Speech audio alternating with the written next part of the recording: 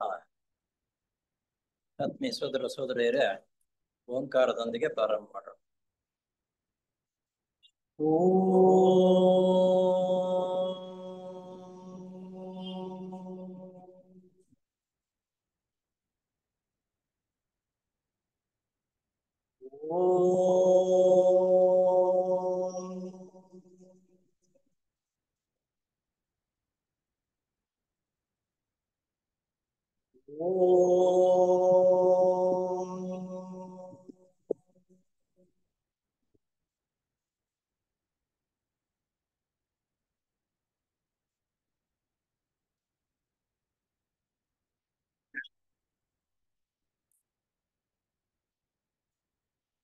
ಪತಂಜಲಿ ಯೋಗ ಸೂತ್ರದಲ್ಲಿ ಸಾಧನ ಪಾದದಲ್ಲಿ 6ನೇ ಎಪಿಸೋಡ್ ಅನ್ನ ಪ್ರಾರಂಭ ಮಾಡ್ತಾ ಇದ್ದೇವೆ.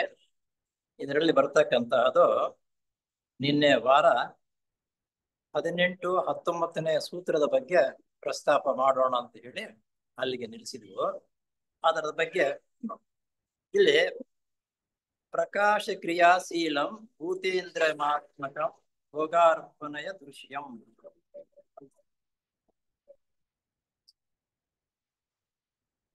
ಇಲ್ಲಿ ದೃಶ್ಯ ಅಂತಂದ್ರೆ ಈ ದೃಶ್ಯ ಪ್ರಪಂಚವು ಪಂಚಭೂತ ಆತ್ಮಕವಾಗಿ ಇಂದ್ರಿಯಗಳ ಮೂಲಕ ಪುರುಷನಿಗೆ ತನ್ನ ಅರಿವು ಉಂಟು ಮಾಡಿ ಸಾಕಾದಷ್ಟು ಅನುಭವಗಳ ಮೂಲಕ ಆತನಿಗೆ ಈ ಸಂಸಾರ ಚಕ್ರದಿಂದ ವಿಮೋಚನೆ ಕೊಡುವ ಉದ್ದೇಶದಿಂದಲೇ ಇದೆ. ಪಂಚಭೂತಾತ್ಮಕವಾಗಿ ಇಂದ್ರಿಯಗಳ ಮೂಲಕ ಪಂಚಭೂತಗಳು ಮುಖಾಂತರ ಇಂದ್ರಿಯಗಳ ಮುಖಾಂತರ ಪರಿಚಯವಾಗಿ ಅದರಲ್ಲಿ ಪೂರ್ಣವಾಗಿ ಅನುಭವವನ್ನು ಪಡೆದ ಮೇಲೆ ಇದನ್ನ ಜೀವನ ಮುಕ್ತರಾಗುವುದಕ್ಕಾಗಿ ಅನುಭವಗಳನ್ನು ಪಡೆಯುವುದಕ್ಕಾಗಿ ಈ 2 ಸಾಧನಗಳನ್ನು ಉಪಯೋಗಿಸ್ಕೊಳ್ತಾ ಇದ್ದೀವಿ ಅಂತ. ಅನುಭವಗಳ ಮೂಲಕ ಆತನಿಗೆ ಈ ಸಂಸಾರ ಚಕ್ರದಿಂದ ವಿಮೋಚನೆ ಕೊಡುವ ಉದ್ದೇಶದಿಂದಲೇ ಇದೆ. ಮೂಲ ಇದಕ್ಕಿರ್ತಕ್ಕಂಥದ್ದು ಪಂಚಭೂತಗಳು, ಪಂಚೇಂದ್ರಿಯಗಳು. ಇವುಗಳ ಜೊತೆಗೆ ಸಂಸಾರ ಚಕ್ರವನ್ನು ವಹಿಸಿ ಇವುಗಳ ಮುಖಾಂತರ ಅನುಭವಗಳನ್ನು ಪಡೆದು ಜೀವನ್ ಮುಕ್ತರಾಗಬೇಕು. ಎಲ್ಲ ಶುದ್ಧವಾಗಿರ್ತಕ್ಕಂಥ ವ್ಯವಸ್ಥೆ ರೀತಿಯಲ್ಲಿ ಸ್ವಂತ ಅನುಭವಗಳ ಆದರೇನೆ ಅದನ್ನು ಪರಿಣಿತರಾಗುವುದು. ಸುಮ್ಮನೆ ಭಾಷಣ ಹೇಳುವುದು, ಒಂದು ಮಾತು ಕೇಳ್ತಕ್ಕಂಥದ್ದು ತಾತ್ಕಾಲಿಕವಾಗುತ್ತೆ, ಸ್ವತಃ ಅದಕ್ಕೆ ಬರೆಯೋದಿಲ್ಲ. ಆದ್ದರಿಂದ ಈ ರೀತಿ ಇದೆ ಅನ್ನೋದು ಈ ಉದ್ದೇಶದಿಂದಲೇ ಇದೆ. ಇಲ್ಲಿ ಪ್ರಕಾಶ ಅಂದ್ರೆ ಸತ್ವ, ಕ್ರಿಯಾ, ರಜೋಗುಣ ಸ್ಥಿತಿ, ತಮೋ ಗುಣಾತ್ಮಕವಾದದ್ದು ಈ ಪ್ರಪಂಚ. ಇಲ್ಲಿ ನೋಡಿ, ಸಂಸ್ಕೃತ ಪದದಲ್ಲೇ ಆ ಸಂದರ್ಭಕ್ಕೆ ತಕ್ಕಂತೆ ಅದು ಅರ್ಥವಾಗುತ್ತೆ. ಸಂಸ್ಕೃತದಲ್ಲಿ ಬರೆದಿರ್ತಕ್ಕಂಥ ವಿಷಯಗಳು ಆ ಸಂದರ್ಭಕ್ಕೆ ತಕ್ಕಂತೆ ಅದರ ಅರ್ಥವಾಗುತ್ತೆ. ಆದ್ರಿಂದ ಯಾರ ಸಂಸ್ಕೃತ ಪಂಡಿತರು ಆತನ ಹೇಳೋದು ರೈಟೇ ಇರುತ್ತೆ, ಇನ್ನೊಬ್ರು ಹೇಳೋದು ರೈಟೇ ಇರುತ್ತೆ. ಕಾರಣ ಅಂತಂದ್ರೆ ನೋಡಿ, ಇಲ್ಲಿ ಪ್ರಕಾಶ ಅಂತಕ್ಕಂಥದ್ದಂದ್ರೆ ಸಾಮಾನ್ಯವಾಗಿ ಸಾಧಾರಣವಾಗಿ ನಮಗೆ ಪ್ರಕಾಶ ಅಂತಂದ್ರೆ ಬೆಳಕು ಅಂದ್ಕೊಳ್ತೀವಿ. ಪ್ರಕಾಶ ಅಂತಕ್ಕಂಥದ್ದಂದ್ರೆ ನಾವು ಜೀವನವನ್ನು ಉತ್ತಮ ರೀತಿಯಲ್ಲಿ ನಡೆಸ್ಕೊಂಡು ಹೋಗ್ತಕ್ಕಂಥದ್ದು ಅಂತ ಒಂದು ರೀತಿಯಲ್ಲಿ ಒಂದ್ ಕಡೆ ಹೇಳ್ತಾರೆ. ಇಲ್ಲಿ ಹೇಳ್ತಕ್ಕಂಥದ್ದು ಪ್ರಕಾಶ ಅಂದ್ರೆ ಸತ್ವ, ಕ್ರಿಯಾ, ರಜೋಗುಣ ಈ 3 ಗುಣಗಳು ಸ್ಥಿತಿ ತಮೋ ಗುಣಾತ್ಮಕವಾದದ್ದು. ಈ 3 ತಮೋ ಗುಣಾತ್ಮಕ ಆಗಿರ್ತಕ್ಕಂಥದ್ದು ಈ ಪ್ರಪಂಚ. ಈ ತ್ರಿಗುಣಾತ್ಮಕವಾದ ಪ್ರಕೃತಿ ಸ್ವರೂಪವಾದ ಪ್ರಪಂಚವು ಅದೇ ಸ್ವಭಾವವುಳ್ಳ ಪುರುಷನ ಇಂದ್ರಿಯಗಳ ದ್ವಾರ ಆತನಿಗೆ ಅನೇಕ ಅನುಭವಗಳನ್ನು ಒದಗಿಸುವ ಮೂಲಕ ಈ ಪ್ರಾಪಂಚಿಕ ಜೀವಿತವು ಅಶಾಶ್ವಿತವೂ ದುಃಖದಲ್ಲಿ ಪರ್ಯವಸಾನಗೊಳ್ಳುವುದಕ್ಕೂ ಎಂಬ ಅನುಭವ ಉಂಟು ಮಾಡಿ ಆತನಿಗೆ ಇದರಿಂದ ವಿಮೋಚನೆ ಹೊಂದಬೇಕೆಂಬ ಇಚ್ಛೆಯನ್ನು ಹುಟ್ಟಿಸಿಕೊಳ್ಳುತ್ತದೆ. ಸಂಸಾರ ಸಾಗರದಲ್ಲಿ ಬಿದ್ದು ನಾವು ಅನೇಕ ಅನುಭವಗಳನ್ನು ಪಡೆದ ಮೇಲೆ ಕೆಲವು ಅನುಭವಗಳಿಂದ ತುಂಬಾ ದುಃಖವಾಗುತ್ತೆ. ಇಲ್ಲಿ ಮುಖ್ಯವಾಗಿರ್ತಕ್ಕಂಥ ವಿಷಯವನ್ನ, ಮನುಷ್ಯನು ಉತ್ತಮ ಗುಣವಂತನಾಗಬೇಕಾದ್ರೆ ಅವನ ಜೀವನದಲ್ಲಿ ಅತ್ಯಂತ ಹೆಚ್ಚಾಗಿ ಕಷ್ಟಗಳೇ ಬರಬೇಕು ಅಂತ ಹೇಳ್ತಾರೆ. ಕಷ್ಟಗಳು ಬಂದಾಗ ಆತನಿಗೆ ದುಃಖವು ಪ್ರಾರಂಭವಾಗುತ್ತೆ. ಯಾವಾಗ ದುಃಖವು ಪ್ರಾರಂಭವಾಗುತ್ತೋ ಆ ದುಃಖದಿಂದಲೇ ಅವನ ವಿಮೋಚನೆ ಹೊಂದುವುದು ಅಂತ ಹೇಳ್ತಾರೆ. ಇದಕ್ಕೆ ಹಿಂದಲ್ಲಿ ಅನಿಬೇಸೆಟ್ನವ್ರು ಹೇಳಿದ್ರು, ನನಗೆ ಮರು ಜೀವನ ಜೀವಿಸಬೇಕು ಅಂತಂದ್ರೆ ನನ್ನ ಜೀವನದಲ್ಲಿ ಬರತಕ್ಕಂತ ಕಷ್ಟಗಳು ಪೂರ್ಣವಾಗಿ ಒದಗಿಸಿಕೊಟ್ಟೆ ಕರ್ಮದೇವತೆಗಳು. ಸುಖವನ್ನು ಬೇಡವೇ ಬೇಡ, ಅದನ್ನ ನಿರ್ವಹಿಸುವುದಕ್ಕೆ ನನಗೆ ಸಾಮರ್ಥ್ಯವನ್ನು ಕೂಡಲಿ, ನಾನು ಇನ್ನೂ ಪರಿಶುದ್ಧನಾಗ್ತೀನಿ ಅಂತ ಹೇಳ್ತಾರೆ. ಆದ್ರಿಂದ ಮನುಷ್ಯನಿಗೆ ಸುಖಕ್ಕಿಂತ ದುಃಖದಲ್ಲಿ ಪರಿಣಿತನಾಗುವುದಕ್ಕೆ ಸಾಧ್ಯವಿದೆ ಅಂತ ಇನ್ನೂ ಇದರಲ್ಲಿ ಅಂತಂದ್ರೆ, ಒಬ್ಬ ಮನುಷ್ಯನ ಜೀವನ ನಡೆಸಬೇಕಾದ್ರೆ ಶತ್ರುಗಳ ಮಧ್ಯೆ ಜೀವನ ನಡೆಸಿದ್ರೆ ಅವನು ಉತ್ತಮ ರೀತಿಯಲ್ಲಿ ಗುಣಗಳನ್ನು ಬೆಳೆಸ್ಕೊಳ್ತಾನೆ. ಸ್ನೇಹಿತರು ಅವರನ್ನ ಬೇರೆಯವರು ಸೇರ್ಕೊಂಡಾಗ ಅವನು ಉಬ್ಬಿಸ್ತಾರೆ, ಅವನು ಕೆಳ ಮಟ್ಟಕ್ಕೆ ಬಿದ್ದರು. ಆದ್ರಿಂದ ಶತ್ರುಗಳ ಮಧ್ಯೆ ಜೀವನವನ್ನು ನಡೆಸಬೇಕು ಅಂತಕ್ಕಂಥದ್ದು ಈ ನಿಯಮ. ದುಃಖದಿಂದ ನಾವು ಪರಿಣಿತರಾಗ್ತೀವಿ, ಮುಂದೆ ಉತ್ತಮ ಗುಣಗಳನ್ನು ಬೆಳೆಸ್ಕೊಳ್ಳೋದಕ್ಕೆ ಸಾಧ್ಯವಾಗುತ್ತೆ ಅಂತ ಅನ್ನೋದು ಈ ವಾಕ್ಯದ ಅರ್ಥ. ಇಲ್ಲಿ ದೃಶ್ಯಂ ಎಂಬ ಶಬ್ದವನ್ನು ಪ್ರಯೋಗ ಮಾಡಿದೆ. ಮನುಷ್ಯನ ಪ್ರಜ್ಞೆಗೆ ತಿಳಿಯುವವನು ತಿಳಿಯಲ್ಪಡತಕ್ಕ ವಿಷಯ. ಮನುಷ್ಯನಿಗೆ ಪ್ರಜ್ಞೆ ಇರೋದು, ಎಲ್ಲದಕ್ಕೂ ಈ ಪ್ರಜ್ಞೆಗಳಿದೆ. ಆದ್ರೆ ತುಂಬಾ ಬೆಳವಣಿಗೆ ಆಗಿರತಕ್ಕಂಥದ್ದು ಮನುಷ್ಯನ ಪ್ರಜ್ಞೆ. ಈ ಪ್ರಜ್ಞೆಗೆ ತಿಳಿಯುವವನು, ಆಮೇಲೆ ತಿಳಿಯಲ್ಪಡತಕ್ಕ ವಿಷಯ. ಯಾವುದಾದ್ರೂ ಒಂದು ವಿಷಯ, ಒಂದು ವಸ್ತು, ಒಬ್ಬ ವ್ಯಕ್ತಿಯಿಂದ ನಾವು ತಿಳ್ಕೊಳ್ತೇವೆ. ಆ ತಿಳ್ಕೊಳ್ತಕ್ಕಂಥ ವಿಷಯವು ತಿಳಿಸ್ತಕ್ಕಂಥ ಮನುಷ್ಯನು, ಇವೆರಡನ್ನ ಆಡಿಸ್ತಕ್ಕಂಥವನು ಮೂರನೇವನು. ಹೀಗೆ ಮತ್ತು ಇವರ ದೃಢ ಸಂಬಂಧ ತಿಳುವಳಿಕೆ ಹೀಗೆ ತ್ರಿಪುಟಿ ಇರುವುದು ಅವಶ್ಯಕ. ಈ ತ್ರಿಪುಟಿ ಅಂತಂದ್ರೆ ಮೂರು: ವಿಷಯ ಹೇಳ್ತಕ್ಕಂಥವನು, ವಿಷಯವನ್ನು ಕೇಳಿಸ್ಕೊಳ್ತಕ್ಕಂಥವನು. ಈ ಮೂರಕ್ಕೂ ಸೇರಿ ತ್ರಿಪುಟಿ ಅಂತ. ತ್ರಿಪುಟಿ ಯೋಗಿಯ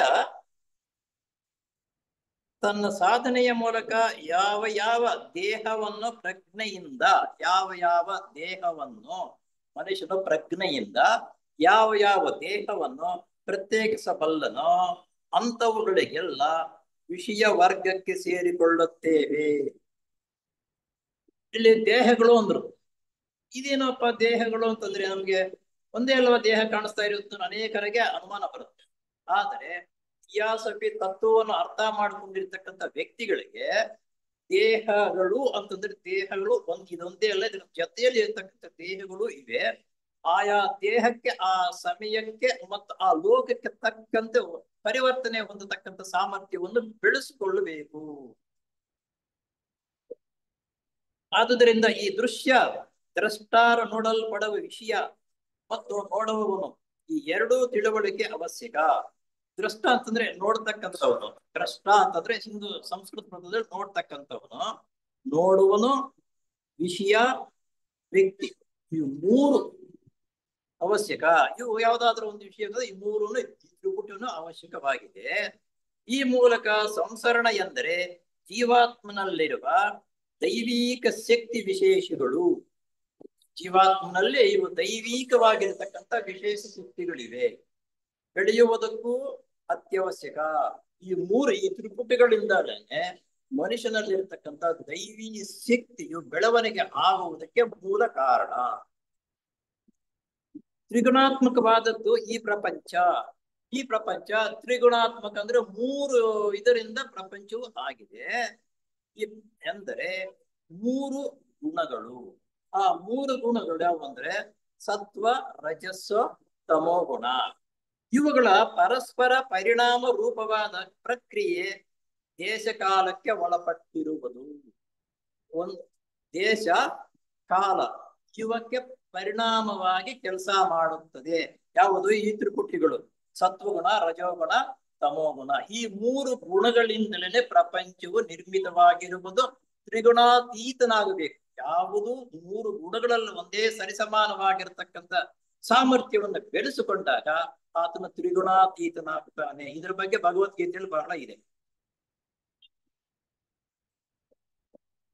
ಒಳಪಡುವ ಈ ಪ್ರಪಂಚ, ಈ ಮೂರು ಗುಣಗಳು ಒಂದು ಮತ್ತೊಂದರ ಮೇಲೆ ಪ್ರಭಾವ ಬೀರದೆ ಸಾಮಾನ್ಯ ವ್ಯವಸ್ಥೆಯಲ್ಲಿ ಇದ್ದಿದ್ದರೆ ಈ ಪ್ರಪಂಚ ಇರುತ್ತಿರಲಿಲ್ಲ. ಈ ಮೂರಕ್ಕೂ ಮೂರು ಅವರಷ್ಟಕ್ಕವೇ ಇದ್ಕೊಂಡಿದ್ರೆ, ಸಾಮಾನ್ಯವಾಗಿ ಇದ್ದಿದ್ರೆ ಈ ಪ್ರಪಂಚ ಬೆಳವಣಿಗೆ ಆಗುವುದಕ್ಕೆ ಸಾಧ್ಯವಾಗ್ತಾ ಇಲ್ಲ. ಉದಾಹರಣೆಗಾಗಿ ಈ ಈ ಮೂಲಕ ಈ ಮೂರು ಗುಣಗಳ ಸ್ವಭಾವವನ್ನು ತಿಳಿದುಕೊಳ್ಳೋಣ. ಹಾಗೆ ಈ ಮೂರು ಗುಣಗಳು ಇಲ್ಲದೆ ಹೋದರೆ ಪ್ರಪಂಚವೇ ಮುಂದುವರಿಯೋದಕ್ಕೆ ಆಗುವುದಿಲ್ಲ. ಈ ಮೂರು ಗುಣಗಳಿಂದಲೇ ಪ್ರತಿಯೊಂದು ನಡೀತಾ ಇರತಕ್ಕಂತಹದ್ದು ಅಂತ ಅನ್ನೋದನ್ನ ಹೇಳ್ತಾರೆ. ಇದಕ್ಕೆ ನಮ್ಮ ರಾಜಪ್ಪನವರು ಒಂದು ಉದಾಹರಣೆ ಕೊಡ್ತಾರೆ. ಏನಪ್ಪಾ ಅಂದ್ರೆ, ಎರಡು ಗಾಳಿಗಳಿರುವ ಬೈಸಿಕಲ್ ಒಂದು, ಅದರ ಮೇಲೆ ಸವಾರಿ ಮಾಡುವಾಗ ಅದು ಚಲಿಸುತ್ತದೆ. ಇದೆಲ್ಲ ಗೊತ್ತಿರತಕ್ಕಂಥದ್ದು. ಎರಡು ಚಕ್ರಗಳಿರ್ತಕ್ಕಂಥ ಸೈಕಲ್ ಮೇಲೆ ಸವಾರಿ ಮಾಡಬಹುದು, ಅದು ಮುಂದಕ್ಕೆ ಹೋಗುತ್ತೆ. ಇದೊಂದು, ಅದು ರಜಸ್ಸು. ಆ ಸವಾರಿ ಮಾಡ್ತಕ್ಕಂಥವನು ಅವನಿಗೆ ರಜಸ್ಸು ಅಂತ ಆ ಗುಣ, ರಜಸ್ಸು ಗುಣ. ಅದು ಆ ಕಡೆಗೆ ಈ ಕಡೆಗೆ ಬೀಳದೆ ಸತ್ವದಿಂದ ಚಲಿಸುವುದಕ್ಕೆ ಅದನ್ನು ಎರಡು ಕೈಗಳಿಂದ ಹಿಡಿದು ಕೊಳ್ಳುವ ಸಮತ್ವ. ಸೈಕಲ್ ಬ್ಯಾಲೆನ್ಸ್ ಆಗಿರ್ಬೇಕಂದ್ರೆ ಹ್ಯಾಂಡ್ಲಲ್ಲಿ ಕರೆಕ್ಟ್ ಆಗಿ ಇಟ್ಕೊಂಡಿರ್ತಾ ಹೋಗಿರ್ಬೇಕು. ಅದಕ್ಕೆ ಸಮತ್ವ ಅಂತ ರಜಸ್ ಆಯ್ತು. ಸಮತ್ವ, ಈ ಸೈಕಲ್ನ ಯಾವ ರೀತಿ ನಡ್ಕೊಳ್ತಾ ಹೋಗ್ತೇವೆ ಅಂತ ಇದನ್ನು ಉದಾಹರಣೆಯನ್ನು ಕೊಡ್ತಾ ಅಂತ. ಸಮತ್ವ ಆಯ್ತು. ಉಪಕರಣ ಬ್ಯಾಲೆನ್ಸ್ ಕಾರಣ. ಆ ಸಮತ್ವ ಬರಬೇಕಾದ್ರೆ ಬ್ಯಾಲೆನ್ಸ್ ಇಲ್ಲ ಅಂತಂದ್ರೆ ಹೆಚ್ಚು ಕಡಿಮೆ ಆಗ್ತಾರೆ. ಇದು ಸತ್ವ. ಅದು ವೇಗವಾಗಿ ಚಲಿಸುತ್ತಿರುವಾಗ, ಇಳಿಜಾರು ಸಿಕ್ಕಿದಾಗ ಬ್ರೇಕ್ ಹಾಕುತ್ತೇವೆ. ಇಳಿಜಾರಾಗಿ ಹೋಗ್ತಾ ಇರ್ತೀವಪ್ಪ, ಇಳಿಜಾರು ಸಿಕ್ಕಿದ್ರೆ ಜೋರಾಗಿ ಹೋಗ್ತಾ ಇರ್ತೀವಿ, ಅವಾಗ ಏನಾಗ್ತದೆ ಬ್ರೇಕ್ ಹಾಕ್ತೀವಿ. ಈ ಬ್ರೇಕ್ ಹಾಕ್ತಕ್ಕಂಥದ್ದು ತಮಸ್ಸು. ರಜಸ್ಸು, ತಮಸ್ಸು ಅಂತಕ್ಕಂಥದ್ದು. ಇವು ಮೂರು ಗುಣಗಳು ಅದರಲ್ಲಿ ಕೆಲಸ ಮಾಡುತ್ತಾ ಇರುವುದರಿಂದ ಅದು ಕೆಲಸ ನಡೀತು. ಪ್ರಯಾಣ ಮಾಡಿದ್ವು ಸೈಕಲ್ ವ್ಯವಸ್ಥೆ ಹೇಗಿದೆ ಅಂತಕ್ಕಂಥ ಸಣ್ಣ ಉದಾಹರಣೆಯೊಂದಿಗೆ ಇದನ್ನು ತಿಳಿಸ್ತಾ ಇದ್ದೀನಿ. ಈ ಮೂರು ಗುಣಗಳು ಇರಲೇಬೇಕು. ಇರಲ್ಲದೆ ಹೋದ್ರೆ ಪ್ರಪಂಚದಲ್ಲಿ ಮುಂದುವರಿಯುವುದಕ್ಕೂ ನಾವು ಅಭಿವೃದ್ಧಿ ಹೊಡೆಯುವುದಕ್ಕೂ ಸಾಧ್ಯವಿಲ್ಲ. ಈ ಮೂರು ಗುಣಗಳು ಇರಲೇಬೇಕು. ಇದು ಈ ರೀತಿ ಮೂರು ಗುಣಗಳು ಉಪಯುಕ್ತವಾಗಿವೆ. ಒಬ್ಬ ಸೌದೆ ಹೊಡೆದು ಜೀವಿಸುವವನಿಗೆ ನಿದ್ರೆ ಚೆನ್ನಾಗಿ ಬರುತ್ತದೆ, ಅದೇ ತಮಸ್ಸು. ಇನ್ನ ಒಂದು ಉದಾಹರಣೆ ಹೇಳ್ತಾರೆ. ಸೌದೆ ಹೊಡಿತಕ್ಕಂಥ ಕಷ್ಟಪಟ್ಟು ಜೀವನ ನಡೆಸ್ತಕ್ಕಂಥವನಿಗೆ ಕಷ್ಟಪಟ್ಟಾಗ ಚೆನ್ನಾಗಿ ನಿದ್ದೆ ಬರುತ್ತೆ. ನಿದ್ದೆ ಬಂದ್ರೆ ತಮಸ್ಸು ಅನ್ನೋದು ಅವರಲ್ಲಿ ವಿಶೇಷವಾಗಿರುತ್ತದೆ. ಆತನಿಗೆ ಮಾರನೇ ದಿನ ಕೆಲಸ ಮಾಡುವುದಕ್ಕೆ ಸಾಧ್ಯವಿಲ್ಲ. ಆ ಚೆನ್ನಾಗಿ ನಿದ್ದೆ ಮಾಡದೆ ಹೋದರೆ ಪಕ್ಷದಲ್ಲಿ ಆತನು ಮಾರನೇ ದಿವಸ ಕೆಲಸ ಮಾಡುವುದಕ್ಕೆ ಸಾಧ್ಯವಾಗುವುದಿಲ್ಲ. ಹಾಗೆಯೇ ಕೆಲಸ ಎಂದರೆ ರಜೋಗುಣ. ಮಿತಿ ಮೀರಿದ ದೇಹಕ್ಕೆ ಆಯಾಸವಾಗುತ್ತದೆ. ಈ ರೀತಿ ಮಿತಿ ಮೀರಿದಾಗ ಅವನ ದೇಹಕ್ಕೆ ಆಯಾಸವಾಗುತ್ತೆ. ಕೆಲಸ ಎಷ್ಟು ಮಾಡಬೇಕೋ ಅಷ್ಟು ಮಾಡಿದ್ರೆ ಸರಿ, ಇಲ್ಲಾಂದ್ರೆ ಅವನಿಗೆ ಆಯಾಸವಾಗುತ್ತದೆ. ಎಷ್ಟು ಅವಶ್ಯಕವೋ ಅಷ್ಟು ಕೆಲಸ ಮಾಡಬೇಕು. ಹೆಚ್ಚಾಗಿ ದುಡಿಮೆ ಮಾಡಬಾರದು. ಎಷ್ಟು ಅವಶ್ಯಕವಿದೆಯೋ ಅಷ್ಟು ಕೆಲಸ ಮಾಡಬೇಕು. ಅಷ್ಟು ನಿದ್ರೆಯನ್ನು ಮಾಡಬೇಕು. ನಿದ್ರೇನು ಅಷ್ಟೇ, ಹೆಚ್ಚಾಗಿ ನಿದ್ರೇನು ಮಾಡಬಾರದು, ಹೆಚ್ಚಾಗಿ ನಿದ್ದೆಯನ್ನು ಕೆಡಿಸ್ಕೋಬಾರದು. ಎಷ್ಟು ಅವಶ್ಯಕವಿದೆಯೋ ಅಷ್ಟು ಮಾಡುವುದನ್ನು ಕಲಿತ್ಕೋಬೇಕು. ಈ ರೀತಿಯಾಗಿ ಸಂಸರಣವಾದ ಜೀವನದಲ್ಲಿ ಸದ್ಗುಣದ ಸ್ವಭಾವವು ಎದ್ದು ಕಾಣುತ್ತದೆ. ಈ ರೀತಿ ಮೂರು ಸಮರಸವಾಗಿ ಜೀವನ ಅಳವಡಿಸಿಕೊಂಡು ಜೀವನವನ್ನು ನಡೆಸ್ತಾ ಇದ್ದರೆ ಸ್ವಾಭಾವಿಕವಾಗಿ ಸದ್ಗುಣವು ಎದ್ದು ಕಾಣುತ್ತದೆ ಆತನಲ್ಲಿ. ಈ ಪ್ರಪಂಚವು ಅನುಭವಿಸುವುದಕ್ಕೆ ಮುಂಚೆ ಪ್ರಕೃತಿಯಲ್ಲಿನ ಈ ಮೂರು ಗುಣಗಳು ಸಾಮಾನ್ಯ ವ್ಯವಸ್ಥೆಯಲ್ಲಿ ಇದ್ದವು. ಇದು ಈ ಪ್ರಪಂಚವು ಅನುಭವಿಸುವುದಕ್ಕೆ ಮುಂಚೆ, ಇವೇನು ಹೊಸದಾಗಿ ಇವತ್ತೇ ಈ ಮೂರು ಗುಣಗಳು ಹುಟ್ಟಲಿಲ್ಲ. ಈ ಪ್ರಪಂಚ ಬರುವುದಕ್ಕೆ ಮೊದಲೇ ಈ ಮೂರು ಗುಣಗಳು ಪ್ರಪಂಚದಲ್ಲಿ ಇದ್ದವು, ಅಧಿಕ ಸ್ಥಿತಿಯಲ್ಲಿ ಇದ್ದವು. ಅವುಗಳ ಪರಸ್ಪರ ಪ್ರಕ್ರಿಯೆಯು ಎದ್ದು ಕಾಣುತ್ತದೆ. ಪರಸ್ಪರ ಒಂದಕ್ಕೊಂದು ಪ್ರಕ್ರಿಯೆಯು ಎದ್ದು ಕಾಣುತ್ತದೆ. ವಿಜ್ಞಾನ ದೃಷ್ಟಿಯಿಂದ ನಮಗೆ ಒಂದು ವಸ್ತುವಿನ ಅರಿವು ಉಂಟಾಗಬೇಕಾದರೆ, ವಿಜ್ಞಾನ ದೃಷ್ಟಿಯಿಂದ ಒಂದು ವಸ್ತುವು ನಮಗೆ ಅರಿವು ಉಂಟಾಗಬೇಕಾದ್ರೆ, ಈ ವಸ್ತುವು ಇಂತಹದ್ದು ಅಂತ ಅನ್ನೋದು ಅರಿವು ಇದ್ದರೆ ನಾವು ಗುರುತು ಹಿಡಿತೀವಿ. ಅದರ ಮೇಲೆ ಪ್ರತಿಫಲ ಬೆಳಕು ನಮ್ಮ ಕಣ್ಣಿಗೆ ಗೋಚರವಾಗಬೇಕು. ಒಂದು ವಸ್ತುವು ನಮ್ಮ ಕಾಣಬೇಕಾದ್ರೆ ಅದರ ಮೇಲೆ ಸೂರ್ಯನ ರಶ್ಮಿ ಅಥವಾ ಬಿದ್ದಾಗ ಅದರ ಮುಖಾಂತರ ನಮಗೆ ಇಂಥ ವಸ್ತುವು ಅಂತಕ್ಕಂಥದ್ದು ನಮಗೆ ಗೋಚರವಾಗುತ್ತದೆ. ಹೀಗೆ ಶಬ್ದ ಎಂದರೆ ಮತ್ತೊಂದು ವಿಧವಾದ ಚಲನೆ. ಈ ಶಬ್ದ ಅಂತಕ್ಕಂಥದ್ದು ಒಂದು ರೀತಿಯಲ್ಲಿ ಚಲನೆ. ನೋಡಿ, ದೃಶ್ಯ ಕಣ್ಣು ನೋಡ್ತೀವಿ, ಶಬ್ದ ಅಂತಕ್ಕಂಥದ್ದು ಒಂದು ಕಡೆಯಿಂದ ಮತ್ತೊಂದು ಕಡೆಗೆ ಚಲನವಾಗುತ್ತದೆ ಅನ್ನುವುದನ್ನು ಹೇಳ್ತಾರೆ. ನಮ್ಮ ಕಿವಿಗೆ ಬಂದು ತಾಕುತ್ತದೆ. ಆಗ ನಮಗೆ ಆ ಶಬ್ದ ಜ್ಞಾನವು ಉಂಟಾಗುತ್ತದೆ. ಏನಾಗುತ್ತದೆ? ಆ ಶಬ್ದ ಜ್ಞಾನ ನಮಗೆ ಅವಾಗ ಉಂಟಾಗುತ್ತದೆ. ಪ್ರತಿಯೊಂದು ವಸ್ತುವಿಗೂ ಚಲನಾತ್ಮಕವಾದ ಸ್ಪಂದನಗಳುಳ್ಳ ಸೂಕ್ಷ್ಮ ಭಾಗಗಳಿರುತ್ತವೆ. ಪ್ರತಿಯೊಂದು ವಸ್ತುವಿಗೂ ಚಲನಾತ್ಮಕವಾದ ಸೂಕ್ಷ್ಮ ವಸ್ತುಗಳಿರುತ್ತವೆ. ಇವುಗಳು ನಮ್ಮ ಇಂದ್ರಿಯಗಳಿಗೆ ಗೋಚರವಾಗುವುದಿಲ್ಲ. ಪ್ರತಿಯೊಂದು ನೋಡಿ, ಒಂದು ಮಾತನಾಡ್ತಕ್ಕಂಥ ಮಾತು ಚಲನೆಯಿಂದ ಬಂದು ನಮ್ಮ ಕಿವಿಗೆ ತಾಕಿ ಅದರ ಮುಖಾಂತರ ನಮಗೆ ಇಂತಹ ಮಾತುಗಳನ್ನು ಹೇಳ್ತಾ ಇದ್ದಾರೆ ಅಂತಕ್ಕಂಥದ್ದು ಅರ್ಥವಾಗುತ್ತೆ. ಹೀಗೆ ಪ್ರತಿಯೊಂದು ವಸ್ತುವು ಚಲನಾತ್ಮಕ ಆಗುವುದರಿಂದ ಇಂಥ ವಸ್ತುವು ಹೀಗೆ ಅಂತಕ್ಕಂಥದ್ದು ವಿಷಯ ನಮಗೆ ಮನದಟ್ಟಾಗುತ್ತದೆ. ಒಂದು ವಸ್ತುವನ್ನು ಸಮರಸವಾದ ರೀತಿಯಲ್ಲಿ ಚಲಿಸುತ್ತಿದ್ದರೆ ಅದು ಸತ್ವಗುಣದ ಸ್ಥಿತಿ. ಒಂದು ವಸ್ತುವು ಸಮರದ ರೀತಿಯಲ್ಲಿ ಚಲನೆ ಆಗ್ತಾ ಇದ್ದರೆ ಸತ್ವಗುಣ ಅನ್ನುವುದಕ್ಕೆ ನಿರ್ಣಯವಾಗುತ್ತದೆ. ಒಂದು. ಎರಡನೆಯದು, ಅದು ಒಂದು ಸ್ಥಳದಿಂದ ಮತ್ತೊಂದು ಸ್ಥಳಕ್ಕೆ ಚಲಿಸುತ್ತಿದ್ದರೆ, ಒಂದು ಸ್ಥಳದಿಂದ ಮತ್ತೊಂದು ಸ್ಥಳಕ್ಕೆ ಅದು ಚಲಿಸುತ್ತಿದ್ದರೆ ಅದು ರಜೋಗುಣಕ್ಕೆ ಸಂಬಂಧಪಟ್ಟಿದ್ದಾಗಿರ್ತದೆ. ಸೈಕಲ್ ಆವಾಗ ಉದಾಹರಣೆ ಕೊಟ್ಟಿದ್ರು ಇದೇ ರೀತಿಯಲ್ಲಿ. ಈ ಸ್ಥಿತಿಯಲ್ಲಿ ಮೂರನೆಯದು, ಒಂದು ವಸ್ತುವಿನಲ್ಲಿರುವ ಸೂಕ್ಷ್ಮ ಭಾಗಗಳು ಅದು ಇರುವ ಕಡೆಯಲ್ಲೇ ಚಲಿಸುತ್ತಿದ್ದರೆ ಅದು ತಮೋ ಗುಣದ ಸ್ಥಿತಿ. ಒಂದು ವಸ್ತುವು ಇದ್ದಿದ್ದ ಕಡೆನೆ ಚಲಿಸ್ತಾ ಇರುತ್ತದೆ ಅಂತ ಹೇಳ್ತಾರೆ. ಇದ್ದಿದ್ದ ಕಡೆನೆ ಚಲಿಸೋದಂದ್ರೆ ಏನು, ಹೇಗೆ ಅಂತಕ್ಕಂಥದ್ದು ನಮ್ಮಂತವರಿಗೆ ಅರ್ಥವಾಗಲ್ಲ. ಆ ರೀತಿ ಚಲನೆ ಆಗ್ತಾ ಇದ್ದರೆ, ಸ್ಥಿತಿ ಇದ್ದರೆ ಆ ವಸ್ತುವಿನಲ್ಲಿರುವ ಅದು ತಮೋ ಗುಣವಾಗುತ್ತದೆ. ಇದ್ದಿದ್ದ ಸ್ಥಳದಲ್ಲಿಯೇ ಚಲನೆ ಮಾಡತಕ್ಕಂಥದ್ದು ಇದ್ದಾಗ ಅದು ತಮೋ ಗುಣವಾಗುತ್ತದೆ ಅಂತ ಹೇಳ್ತಾರೆ. ಈ ವಿಜ್ಞಾನ ಮತ್ತು ಸಂಸ್ಕೃತದಲ್ಲಿ ಬರತಕ್ಕಂಥ ಪದಗಳು ಅರ್ಥ ಮಾಡ್ಕೋಬೇಕಾದ್ರೆ ನಾವು ನಮ್ಮ ಜ್ಞಾನ ತುಂಬಾ ಬೆಳವಣಿಗೆ ಆಗಿದ್ದರೆ ಇದು ಅರ್ಥವಾಗುತ್ತೆ. ಇಲ್ಲದೆ ಹೋದ್ರೆ ಅರ್ಥ ಮಾಡ್ಕೊಳ್ತಕ್ಕಂಥದ್ದು ತುಂಬಾ ಕಷ್ಟವಾಗುತ್ತದೆ. ಎಂದರೆ ಆ ವಸ್ತುವಿನಲ್ಲಿ ಇರುವ ಪರಮಾಣುಗಳು ಎರಡು ವಿಧವಾಗಿ ಚಲಿಸುತ್ತಿರುತ್ತವೆ. ಯಾವುದೇ ಒಂದು ವಸ್ತುವಿನಲ್ಲಿ ಪರಮಾಣುಗಳು ಅಂತಕ್ಕಂಥದ್ದು ಎರಡು ರೀತಿಯಲ್ಲಿ ಚಲನೆ ಮಾಡ್ತಾ ಇರುತ್ತವೆ. ಋಣ ಮತ್ತು ಧನಶಕ್ತಿಗಳೆಂದು ಅವುಗಳನ್ನು ಕರೆಯಬಹುದು. ಋಣ ಧನಶಕ್ತಿಗಳೆಂದು ಎರಡು ರೀತಿಯಲ್ಲಿ ಸುತ್ತಾ ಇರುತ್ತವೆ ಅನ್ನೋದು ತಿಳಿಯಬಹುದು. ಇವುಗಳನ್ನು ವಿಜ್ಞಾನವು ನ್ಯೂಟ್ರಾನ್ ಮತ್ತು ಪ್ರೋಟಾನ್ ಎಂಬ ಮಧ್ಯ ಕೇಂದ್ರದ ಸುತ್ತಲೂ ಎಲೆಕ್ಟ್ರಾನ್ ಎಂಬ ವಿದ್ಯುತ್ ಶಕ್ತಿ ಕಣಗಳು ಸುತ್ತುತ್ತಾ ಇರುತ್ತವೆ. ನ್ಯೂಟ್ರಾನ್ ಮತ್ತು ಪ್ರೋಟಾನ್ ಅಂತಕ್ಕಂಥದ್ದು ಅದರ ಮಧ್ಯ ಕೇಂದ್ರದಿಂದ ಎಲೆಕ್ಟ್ರಾನ್ ಅಂತಕ್ಕಂಥದ್ದು ಹಿಂಗೆ ಸುತ್ತುತ್ತಾ ಇರುತ್ತದೆ.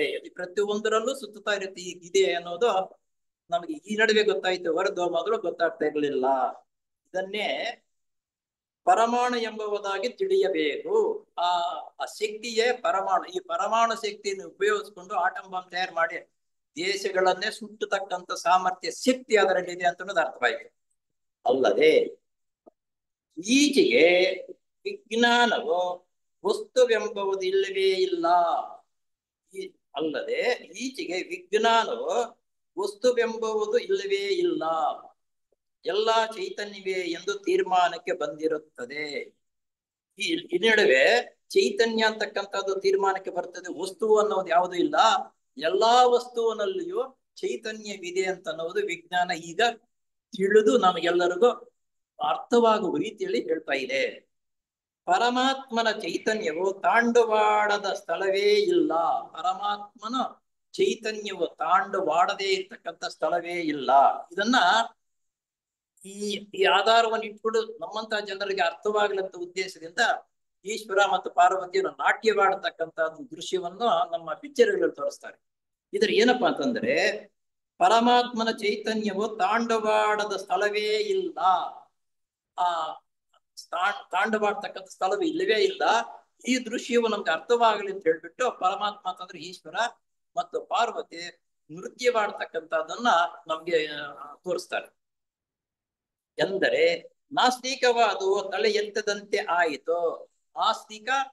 ನಾಸ್ತಿಕ ಅಂತಂದ್ರೆ ದೇವರು ಇರ್ತಕ್ಕಂಥವ್ರು. ನಾಸ್ತಿಕ ಅಂತಂದ್ರೆ ಏನು ಇಲ್ಲದೆ, ದೇವರು ಅನ್ನೋದು ನಂಬಿಕೆ ಇಲ್ಲದೆ ಇರ್ತಕ್ಕಂಥವ್ರಿಗೆ ಅರ್ಥ.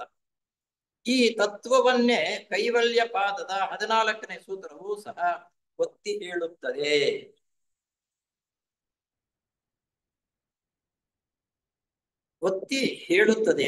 ವಸ್ತುವಿನ ಸಾರಭೂತವಾದ ತತ್ವವು ಗುಣಗಳ ಪರಸ್ಪರ ಪ್ರಭಾವವಾದ ಪ್ರಕ್ರಿಯೆಯೇ ಈ ಸುತ್ತದಲ್ಲೂ ಕೂಡ ಎಲ್ಲಾ ವಸ್ತುಗಳು ಪ್ರಕಾಶ ಕ್ರಿಯೆ ಮತ್ತು ಸ್ಥಿತಿ ಸ್ವಭಾವಗಳಿಂದ ಕೂಡಿರುತ್ತವೆ ಎಂದು ಹೇಳಿದೆ. ಎಂದರೆ ಪ್ರಕಾಶ ಅಂದರೆ ಸತ್ವ, ಕ್ರಿಯೆ ಎಂದರೆ ರಜಸ್ಸು, ಸ್ಥಿತಿ ಎಂದರೆ ತಮಸ್ಸು ಎಂದರೆ ತ್ರಿಗುಣಾತ್ಮಕವಾದವು ಎಂದು ಅರ್ಥ. ಈ ಸೂತ್ರದ ವಿವರಣೆಗೆ ಸಂಬಂಧಪಟ್ಟಂತೆ ಮೇಲೆ ಹೇಳಿರುವಂತೆ ರಜಸ್ಸು ಮತ್ತು ತಮೋ ಗುಣಗಳ ಸಮರಸತೆಯು ಸತ್ವಗುಣ ಯೋಗ ವ್ಯಾಸದ ಉದ್ದೇಶವೇ ಇದು. ಎಂದರೆ ತ್ರಿಗುಣಗಳನ್ನು ನಮ್ಮ ಸ್ವಾಧೀನಕ್ಕೆ ತೆಗೆದುಕೊಂಡು ತನ್ನ ಸ್ವರೂಪ ಜ್ಞಾನವನ್ನು ಸತ್ವಗುಣದ ಮೂಲಕ ವ್ಯಕ್ತಪಡಿಸುವಂತೆ ತನ್ನ ದೇಹದ ಪ್ರಕೃತಿಯನ್ನು ಮಾರ್ಪಡಿಸಿಕೊಳ್ಳುತ್ತೇವೆ ಆಗಿದೆ. ಇದರಿಂದ ತ್ರಿಗುಣಗಳ ಪ್ರಕ್ರಿಯೆಗಳು ನಮ್ಮ ಸ್ವಭಾವಕ್ಕೆ ಅನುಗುಣವಾಗಿ ಕೆಲಸ ಮಾಡದೆ ಯೋಗಿಯ ಇಚ್ಛೆಗೆ ಒಳಪಟ್ಟ ಉಪಕರಣಗಳಂತೆ ಆಗುತ್ತವೆ. ಈ ಮೂರು ಗುಣಗಳು ಸಮರಸವಾಗಿ ನಡೆಯತಕ್ಕಂತಹ ಜ್ಞಾನವನ್ನು ನಾವು ಪಡೆದುಕೊಂಡಾಗ ಸಮರಸವಾಗಿ ಎಲ್ಲದರಲ್ಲೂ ಒಂದೇ ರೀತಿ ನಡವಳಿಕೆ ಜೀವನ ನಡೆಸ್ತಕ್ಕಂಥ ಸಾಮರ್ಥ್ಯವು ಈ ಗುಣಗಳಲ್ಲಿ ಬೆಳೆಸಿಕೊಂಡಾಗ ನಮಗೆ ಬರುತ್ತದೆ. ಯೋಗ ಸಿದ್ಧಿಯನ್ನು ಪಡೆದ ಜೀವನ್ಮುಕ್ತ ಮಹಾತ್ಮರು ಮೇಲ್ಕಂಡ ಅರ್ಥದಲ್ಲಿ ಗುಣಾತೀತವಾಗಿರುತ್ತಾನೆ. ಗುಣಾತೀತ ಅಂತಂದ್ರೆ ತ್ರಿಗುಣಗಳು, ಈ ಮೂರು ಗುಣಗಳನ್ನು ಹೊಂದಿರತಕ್ಕಂಥ ಮೂರು ಗುಣಗಳು ಕಡಿಬೇಕಾಗಿರ್ತದೆ ಯಾವುದಿಲ್ಲ, ಅದರಿಂದ ಗುಣಾತೀತನಾಗಿರುತ್ತಾನೆ. ಕೈವಲ್ಯ ಅಥವಾ ಸಾಯುವ್ಯವೆಂದರೆ ಜೀವಾತ್ಮನು ಪರಮಾತ್ಮನಂತೆ ಆದಾಗ್ಯೂ ತನ್ನ ವ್ಯಕ್ತಿತ್ವವನ್ನು ಕಳೆದುಕೊಳ್ಳುವುದಿಲ್ಲ. ಜೀವಾತ್ಮನು ಪರಮಾತ್ಮನಂತೆ ಆದಾಗ ತನ್ನ ವ್ಯಕ್ತಿತ್ವವನ್ನು ಕಳೆದುಕೊಳ್ಳುವುದಿಲ್ಲ. ಅಂತಹ ಮಹಾತ್ಮರು ತ್ರಿಗುಣಾತ್ಮಕವಾದ ಪ್ರಕೃತಿಯಿಂದ ವಿಮೋಚನೆ ಪಡೆದು, ಇಲ್ಲಿ ತ್ರಿಗುಣಗಳನ್ನು ಅನುಭವದಿಂದ ಪಡೆದಾಗ ಜೀವಾತ್ಮನು ಪರಮಾತ್ಮನಾಗುವುದಕ್ಕೆ ಸಾಧ್ಯವಾಗುತ್ತದೆ. ಎಂದರೆ ಅದನ್ನು ಪೂರ್ತ ವಶಪಡಿಸಿಕೊಂಡು ಅದಕ್ಕೆ ಯಜಮಾನನಾಗುತ್ತಾನೆ. ಅಲ್ಲದೆ ಹಾಗಾಗುವುದಾದರೆ ಇಡೀ ಸಂಸಾರಕ್ಕೆ ಸಂಬಂಧಪಟ್ಟ ಪ್ರಯತ್ನವೆಲ್ಲ ನಿರರ್ಥಕವಾಗಿರುತ್ತದೆ.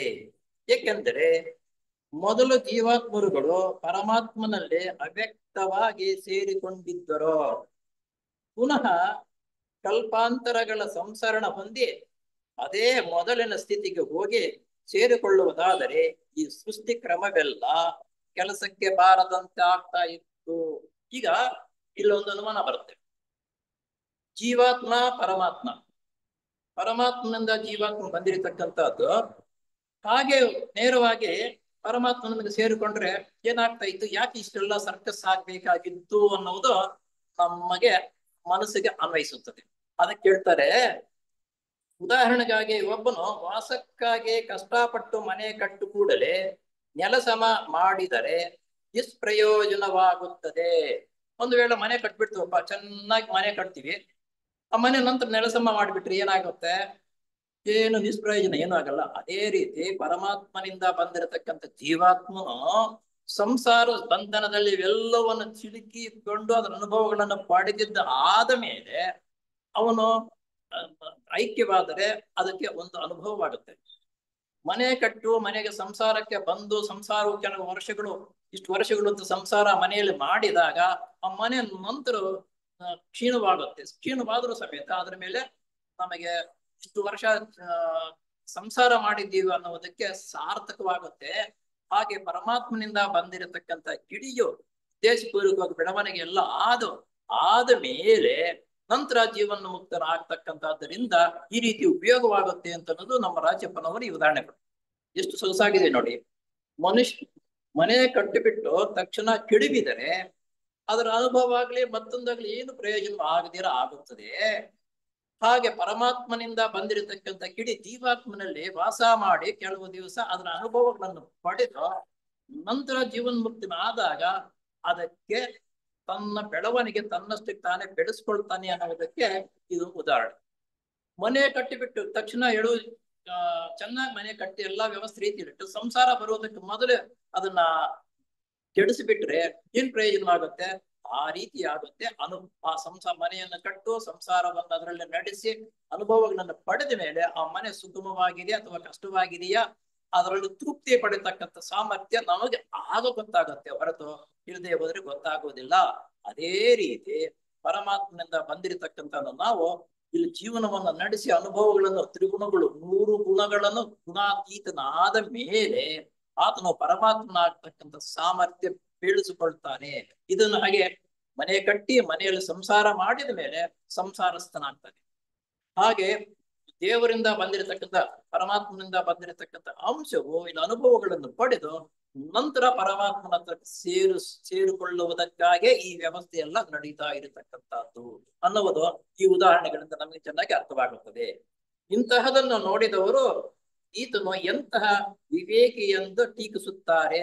ಒಂದು ವೇಳೆ ಏನಪ್ಪಾ ಅಂದ್ರೆ ಮನೆ ಕಟ್ಬಿಟ್ಟು ಚೆನ್ನಾಗಿ ಆಮೇಲೆ ಆ ಮನೆಯನ್ನು ಕೆಡುವುದು ಬಿಟ್ರೆ ಸಾಧಾರಣವಾಗಿರ್ತಕ್ಕಂಥದ್ದು ಏನಂತಾರೆ, ಅಯ್ಯೋ ಯಾವನ ಹುಚ್ಚುನು ವಿವೇಕಿ ಮನೆ ಕಟ್ಬಿಟ್ಟ ಉರುಳಿಸ್ಬಿಟ್ಟ ಅನ್ಕೊಳ್ತಾರೆ. ಹಾಗೆ ಪರಮಾತ್ಮನಿಂದ ಬಂದಿರತಕ್ಕಂಥ ಅಂಶವು ಅನುಭವಗಳನ್ನು ಪಡೆದಿರ ಪರಮಾತ್ಮನಿಂದ ಅಂದೇ ಪರಮಾತ್ಮಕ್ಕೆ ಹೋದ್ರೆ ಅದೇ ರೀತಿ ಆಗುತ್ತೆ.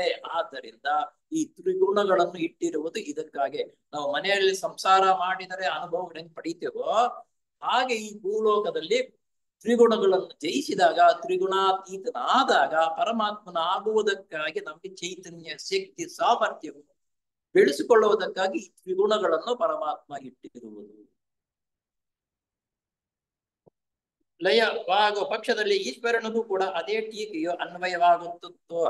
ಆ ರೀತಿ ಪರಮಾತ್ಮನಿಂದ ಬಂದು ನಂತರ ನಾವು ಪರಮಾತ್ಮನಕ್ಕೆ ಸೇರಿದ್ರೆ ಈ ತ್ರಿಗುಣಗಳಲ್ಲಿ ಇಲ್ಲದೆ ಹೋದ್ರೆ ಈ ಜನರು ನಮ್ಮನ್ನ ಟೀಕೆ ಮಾಡ್ತಾರೆ, ಅಯ್ಯೋ ಮನೆ ಕಟ್ಟ ಮನೆ ಹಾಳು ಮಾಡಿದ ಅಂತಾರಲ್ಲ, ಅದೇ ರೀತಿ ದೇವರಿಗೂ ಸಮೇತ ಆ ಹೆಸರು ಬರ್ತಾ ಇತ್ತು. ಆದ್ದರಿಂದ ಈ ತ್ರಿಗುಣಗಳನ್ನು ಇಟ್ಟು ಇವುಗಳನ್ನು ಜಯಿಸಿ ತ್ರಿಗುಣಾತೀತನಾಗಬೇಕು ಅನ್ನುವುದೇ ಈ ಕೈವಲ್ಯ ಪಾದದ 17 ಮತ್ತು 18ನೇ ಶ್ಲೋಕಗಳ ಮುಖ್ಯವಾಗಿರ್ತಕ್ಕಂಥ ಉದ್ದೇಶವಾಗಿದೆ.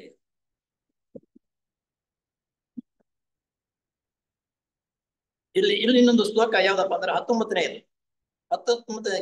ಗುಣಗಳ ವಸ್ತುಗಳು ಒಂದು ಗೊತ್ತಾದ ರೀತಿ ಯಾವುವು, ಸ್ವಾರಸ್ಯಕರವಾದದ್ದು ಯಾವುದು, ಒಂದು ಗೊತ್ತಾದ ಗುರುತು ಇರುವಂತವು ಹಾಗೆ ಗುರುತಿಲ್ಲದಿರುವುದು. ಹಿಂದಿನ ಸೂತ್ರದಲ್ಲಿ ವಿವರಿಸಿರುವ ತ್ರಿಗುಣಗಳ ಸ್ವಭಾವಗಳನ್ನು ಈ ಸೂತ್ರದಲ್ಲಿ ಇನ್ನೂ ವಿವರವಾಗಿ ವರ್ಣಿಸಿರುತ್ತಾರೆ.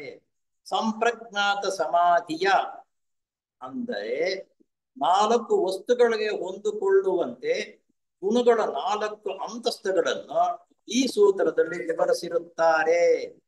1ನೇ ಪಾದದ 17ನೇ ಸೂತ್ರದಲ್ಲಿ ವಿವರಿಸಿರುತ್ತಾರೆ. 4 ಅಂತಸ್ತುಗಳಿಗೆ ಹೊಂದಿಕೊಳ್ಳುವಂತಹ ಗುಣಗಳ 4 ಅಂತಸ್ತುಗಳನ್ನು ಈ ಸೂತ್ರದಲ್ಲಿ ವಿವರಿಸಲಾಗಿದೆ. 19ನೇ ಸೂತ್ರದಲ್ಲಿ 4 ಸೂತ್ರಗಳನ್ನ ಅಳವಡಿಸಿಕೊಂಡು ಆ ಸೂತ್ರಗಳು ಏನೇನು ಹೇಳುತ್ತೆ ಅಂತ ಅನ್ನೋದು ವಿವರಣೆ ಬರುತ್ತದೆ. ಉದಾಹರಣೆಗಾಗಿ ಶಬ್ದವು ಗಾಳಿಯ ಮೂಲಕ ವ್ಯಕ್ತವಾಗಬಲ್ಲದು. ಶಬ್ದವು ಗಾಳಿಯ ಮುಖಾಂತರನೇ ನಮಗೆ ಅರ್ಥವಾಗೋದು. ಗಾಳಿ ಇಲ್ಲ ಅಂದ್ರೆ ಆ ಶಬ್ದವಲ್ಲೇ ಆಗಲ್ಲ. ಆದರೆ ಬೆಳಕು ಅದಕ್ಕಿಂತ ಸೂಕ್ಷ್ಮವಾದಿದ್ದರಿಂದ ಅದು ವ್ಯಕ್ತವಾಗಬೇಕಾದರೆ ಗಾಳಿಗಿಂತ ಸೂಕ್ಷ್ಮತರ ಮಟ್ಟದ ಸ್ಥಿತಿಯಲ್ಲಿ ವಾಯುತತ್ವ ಬೇಕಾಗುತ್ತದೆ. ಹೀಗೆ ಪ್ರಜ್ಞೆಯು ಎಷ್ಟು ಮೇಲ್ಮಟ್ಟದ್ದು ಪ್ರಕೃತಿಯು ಕೂಡ ಅದಕ್ಕೆ ತಕ್ಕಂತೆ ಮೇಲ್ಮಟ್ಟದ್ದಾಗಿರಬೇಕು. ಈಗ ಸಮಾಧಿ ಪಾದದ 17ನೇ ಸೂತ್ರವು ಸಂಪ್ರಜ್ಞಾತ ಸಮಾಧಿಯ ಅಂತಸ್ತುಗಳನ್ನು ಈ ರೀತಿ ವರ್ಣಿಸಿರುತ್ತಾರೆ.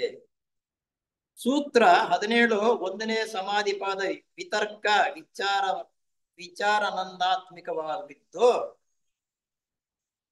ವಿಚಾರಾನಂದ ಮತ್ತು ಅಸ್ಮಿತಾ ಅಂದ್ರೆ ನಾನು ಇದಾಗಿದ್ದೇನೆ ಎಂಬ ವ್ಯಕ್ತಿಯು ಭಾವನೆಯುಳ್ಳ ಪ್ರಜ್ಞೆಯ ಲಕ್ಷಣಗಳಾಗಿರುತ್ತವೆ. ಇವುಗಳಲ್ಲಿ ಮೊದಲನೆಯದಾದ ಯುಕ್ತಿಯುಕ್ತವಾದ ಪಾದ ಸರಣಿಯು ರೂಪ ಮನಸ್ಸಿನ ಮೂಲಕವೂ ಯುಕ್ತಿಯುಕ್ತವಾದ ಪಾದ ಸರಣಿಯು ರೂಪ ಮನಸ್ಸಿನ ಮೂಲಕವೂ ತತ್ವ ವಿಚಾರವು ಶುದ್ಧ ಮನಸ್ಸಿನ ಮೂಲಕವೂ ಆನಂದವು ಬುದ್ಧಿ ಆನಂದಮಯ ಕೋಶದ ಮೂಲಕವೂ ಮತ್ತು ಅಸ್ಮಿತಾ ಎಂಬ ವ್ಯಕ್ತಿ ಭಾವನೆ ಇಲ್ಲ ಆತ್ಮವು ಆಕಾಶ ತತ್ವದ ಒಂದು ಪರಮಾಣುವಿನ ಮೂಲಕ ವ್ಯಕ್ತವಾಗಬಲ್ಲದು. ಇಲ್ಲಿ ಕೋಶಗಳಂತಕ್ಕಂಥದ್ದು ಇದೆಯಲ್ಲ, ಇವುಗಳ ಮುಖಾಂತರ ಈ ನೀನು ನಡೆಯುತ್ತೆ ಹೇಗೆ ಅಂತಕ್ಕಂಥ ಇಲ್ಲಿ ಹೇಳ್ತಾರೆ ವಿಚಾರ. ಶುದ್ಧ ಮನಸ್ಸಿನ ಮೂಲಕವು ಆನಂದವು. ನಮಗೆ ಆನಂದ ಸಿಗಬೇಕಾದ್ರೆ ಶುದ್ಧವಾಗಿರತಕ್ಕಂಥ ಮನಸ್ಸಿರ್ಬೇಕು. ಸ್ಮರವಾಗಿರತಕ್ಕಂಥ ಮನಸ್ಸಿದ್ದರೆ ಆನಂದ ಅನ್ನೋದು ಸಿಗುವುದಿಲ್ಲ. ಇದು ಬುದ್ಧಿ ಆನಂದಮಯ ಕೋಶದ ಮೂಲಕ ದೊರಕುತ್ತದೆ. ಮತ್ತು ಅಸ್ಮಿತಾ ಎಂಬ ವ್ಯಕ್ತಿ ಭಾವನೆ ಉಳ್ಳ ಆತ್ಮವು ಆಕಾರ ತತ್ವದ ಒಂದು ಪರಮಾಣುವಿನ ಮೂಲಕ ವ್ಯಕ್ತವಾಗಬಲ್ಲದು. ಹೀಗೆ ಇದನ್ನು ಪಟ್ಟಿ ಕೊಡ್ತಾರೆ. ವಿತರ್ಕ, ವಿಚಾರ, ಆನಂದ, ಅಸ್ಮಿತಾ, ಈ 4 ಗುಣಗಳು. ಇದಕ್ಕೆ ಗುಣಗಳೇನೇನು ಬರುತ್ತಂದ್ರೆ, ಗುಣಗಳ ಅಂತಸ್ತು ವಿತರ್ಕ ಅಂದ್ರೆ ವಿಶೇಷ. ಅದು ಎಲ್ಲಿರುತ್ತೆ ಅಂದ್ರೆ ಮನೋಮಯ ಕೋಶದಲ್ಲಿರುತ್ತದೆ. ವಿತರ್ಕ ಅದರ ವಿಶೇಷ ಮನೋಮಯ ಕೋಶದಲ್ಲೇ ಇರುತ್ತದೆ. ವಿಚಾರ ಅವಿಶೇಷ, ಅದು ಅದರ ಗುಣ ಅಂತಸ್ತು. ಅವಶೇಷ ಅಂತಕ್ಕಂಥ ಅದರ ಗುಣದ ಅಂತಸ್ತು ವಿಜ್ಞಾನಮಯ ಕೋಶದಲ್ಲೇ ಇರುತ್ತದೆ.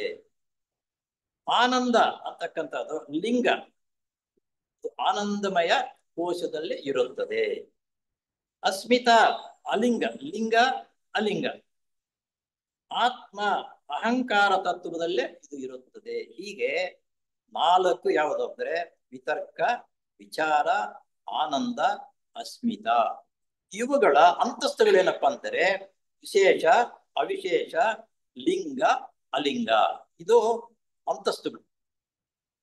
ಅವು ವ್ಯಕ್ತವಾಗುವ ಕೋಶಗಳು. ಯಾವ ಕೋಶದಲ್ಲಿ, ಯಾವ ಲೋಕದಲ್ಲಿ, ಯಾವ ದೇಹದಲ್ಲಿ ಅವು ಉದ್ಭವ ಆಗುತ್ತೆ, ಬೆಳವಣಿಗೆ ಆಗುತ್ತೆ ಅನ್ನೋದಕ್ಕೆ ಇಲ್ಲಿ ಕೋಷ್ಟಕ ಕೊಟ್ಟರು. ಮನೋಮಯ ಕೋಶದಲ್ಲಿ, ಆಮೇಲೆ ವಿಜ್ಞಾನಮಯ ಕೋಶ, ಆನಂದಮಯ ಕೋಶ, ಅಹಂಕಾರ ತತ್ವ ಇಂತಕ್ಕಂಥದ್ದು ಆತ್ಮಕೋಶದಲ್ಲಿ ಬರುತ್ತೆ. ಅಹಂಕಾರ ತತ್ವ ಅಂದ್ರೆ ಆತ್ಮಲೋಕ. ಇದು ಬಹಳ ಮನೋಮಯ ಅನ್ನಮಯ, ಪ್ರಾಣಮಯ, ಮನೋಮಯ, ವಿಜ್ಞಾನಮಯ, ಆನಂದಮಯ ಕೋಶ ಅಂತಕ್ಕಂಥದ್ದು ನಮ್ಮ ಭಾರತ ಸಮಾಜ ಪೂಜೆಯಲ್ಲಿ ಈ ಪದಗಳನ್ನು ಉಪಯೋಗಿಸ್ತಾರೆ. ಈ ಪದಗಳನ್ನು ಉಪಯೋಗಿಸಕ್ಕ ಉದ್ದೇಶವೇನು ಅಂತಕ್ಕಂಥದ್ದು ನಾವು ಅರ್ಥ ಮಾಡಿಕೊಂಡು ಆ ಪೂಜೆಯಲ್ಲಿ ಕೂತ್ಕೊಂಡಾಗ ಅರ್ಥವಾಗುತ್ತೆ. ಆ ಪೂಜೆಯಲ್ಲಿ ಕೂತ್ಕೊಂಡು ಈ ಕೋಶಗಳಿದೆಯಲ್ಲ ನಮ್ಮ ದೇಹದಲ್ಲಿದೆ, ಆ ಕೋಶ ಬೆಳವಣಿಗೆ ಆಗಬೇಕಾದರೆ ಈ ರೀತಿ ಆಗಬೇಕು, ಅವುಗಳನ್ನು ಉತ್ತೇಜನ ಪಡಿಸಬೇಕನ್ನೋ ಉದ್ದೇಶದಿಂದಲೇ ಭಾರತ ಸಮಾಜ ಪೂಜೆಯಲ್ಲೇ ಅದನ್ನು ಅಳವಡಿಸ್ಕೊಂತೀವಿ. ಅನ್ನಮಯ ಕೋಶ, ಪ್ರಾಣಮಯ ಕೋಶ, ಮನೋಮಯ ಕೋಶ, ವಿಜ್ಞಾನಮಯ ಕೋಶ, ಆನಂದಮಯ ಕೋಶ ಅಂತ ಇದು 5 ಕೋಶಗಳು ಬೆಳವಣಿಗೆ ಆಗಬೇಕು ಅನ್ನೋ ಉದ್ದೇಶದಿಂದಲೇ ಆ ಕೋಶಗಳನ್ನು ಭಾರತ ಸಮಾಜ ಪೂಜೆಯಲ್ಲಿ ಅಡಗಿಸಿದ್ದಾರೆ. ಭಗವದ್ಗೀತೆಯು ತತ್ವವೆಂದೇ, ನಮ್ಮ ತಿಯಾಸಪಿಯಂತೆ ಅಹಂಕಾರ ತತ್ವವೆಂದೇ ಆತ್ಮನನ್ನು ಕರೆದಿದೆ. ಆತ್ಮ ಅಂತಕ್ಕಂಥದ್ದು ಅಹಂಕಾರದ ತತ್ವದಿಂದಲೂ ಕೂಡುತ್ತೆ. ಯಾಕಂದ್ರೆ ಎಲ್ಲದರಲ್ಲಿ ಇರುವಾಗ, ನಾನು ಕೆಟ್ಟವರ ಸಹವಾಸದಲ್ಲಿರುವಾಗ ಕೆಟ್ಟ ಬುದ್ಧಿಗಳನ್ನೇ ಕಳ್ಕೊಳ್ತೀವಿ, ಒಳ್ಳೆಯವರ ಸಹವಾಸದಲ್ಲಿದ್ದಾಗ ಒಳ್ಳೆ ಗುಣಗಳನ್ನೇ ಕಟ್ಕೊಳ್ತೀವಿ.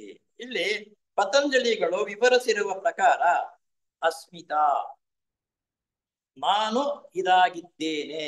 ಅಸ್ಮಿತಾ ಅಂದ್ರೆ ನಾನು ಇದಾಗಿದ್ದೇನೆ ಎಂಬ ಕರ್ತೃವ್ಯ ಭಾವನೆಯು ಈ ಮಟ್ಟದಿಂದ ಪ್ರಜ್ಞೆಗೆ ಸಹಜವಾಗಿ ಇರುವುದರಿಂದ ಪರಮಹಂಸನು ಜೀವನ್ಮುಕ್ತನ ಅಂತಸ್ತಿಗೆ ಏರಬೇಕಾದರೆ ಕೊನೆ ಪ್ರತಿಬಂಧಕವಾದ ಅವಿದ್ಯೆಯನ್ನು ಕಳಚಿ ಹಾಕಬೇಕು. ಅವಿದ್ಯೆಯನ್ನು ಕಳಚಿ ಹಾಕಬೇಕಂದ್ರೆ ಒಳ್ಳೆ ಉತ್ತಮ ಗುಣಗಳನ್ನು ಬೆಳೆಸ್ಕೊಂಡಾಗ ಅವಿದ್ಯೆ ಅದಷ್ಟಕ್ಕದೇ ಹೋಗುತ್ತೆ. ಕತ್ತಲಿರುತ್ತೆ, ಕತ್ತಲಿಗೆ ಬೆಳಕು ಬಂದಾಗ ಕತ್ತಲಾದಷ್ಟಕ್ಕದೇ ಹೋಗುತ್ತೆ. ಹಾಗೆ ಉತ್ತಮ ಗುಣಗಳು ಬಂದಾಗ ಅವಿದ್ಯೆ ಅನ್ನೋದನ್ನು ನಶಿಸಿ ಹೋಗುತ್ತೆ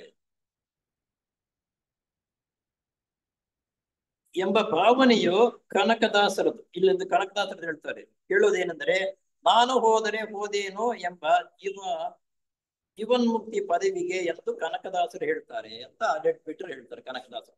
ನಾನು ಅನ್ನೋದು ಹೋದ್ರೆ ಸ್ವರ್ಗಕ್ಕೆ ನಾವು ಹೋಗಬಹುದು ಅಂತಕ್ಕಂಥದ್ದು ಕನಕದಾಸರು ಈ ರೀತಿ ಹೇಳಿದರು ಅಂತ ಅನ್ನೋದು ಯೋಗಿ ಲೆಟ್ಬಿಟ್ಟು ಹೇಳ್ತಾರೆ.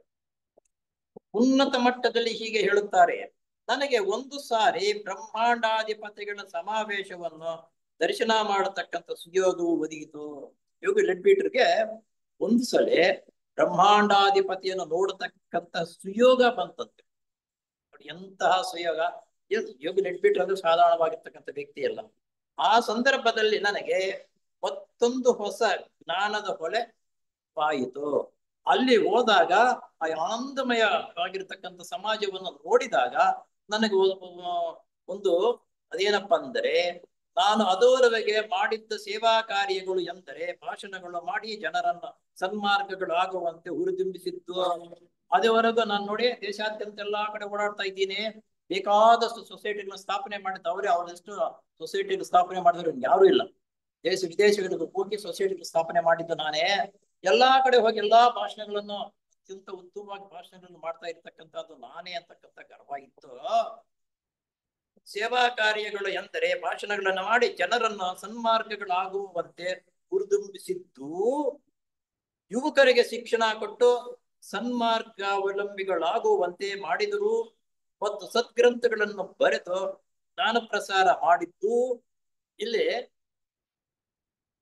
ಯೋಗಿ ಲಿಟ್ಬಿಟ್ರಿಗೆ ಬಹಳ ಉನ್ನತ ಮಟ್ಟದಲ್ಲಿ ಬೆಳವಣಿಗೆ ಆಗಿರ್ತಕ್ಕಂಥವ್ರು.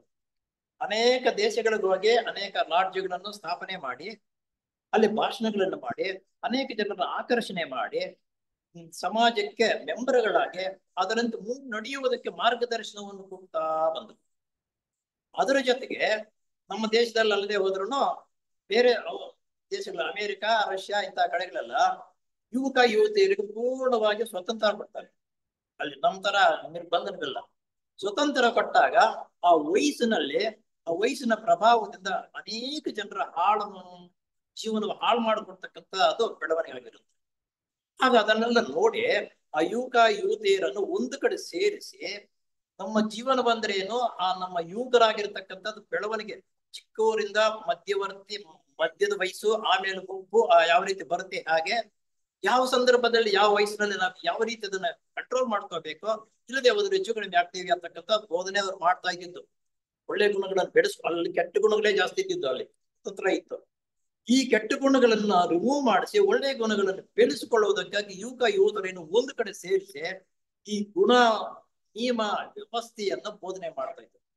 ಹಾಗೇನಾಯ್ತು ಅಂದ್ರೆ ಯುವಕ ಯುವತಿಯರು ಎಲ್ಲ ಒಂದ್ ಕಡೆ ಸೇರಿದಾಗ ಬೇರೆ ನೋಡ್ತಕ್ಕಂಥ ಜನರಿಗೆ ಅವ್ರ ಮೇಲೆ ಒಂಥರ ದುರಾಭಿಮಾನ ಬಿಟ್ಟು ಯುವಕ ಯುವತಿಯರನ್ನು ಒಟ್ಟುಗೂಡಿಸಿ ದುಡ್ಡು ಸಂಪಾದನೆ ಮಾಡಿಕೊಳ್ಳುವುದಕ್ಕಾಗಿ ಅವರು ಜೀವನವನ್ನೇ ಹಾಳು ಮಾಡ್ತಾ ಇದ್ದಾರೆ ಅಂತ ಅನ್ನುವ ಮಟ್ಟಕ್ಕೆ ಹೋಗಿ ಆತನ ಮೇಲೆ ಕೆಲಸಗಳು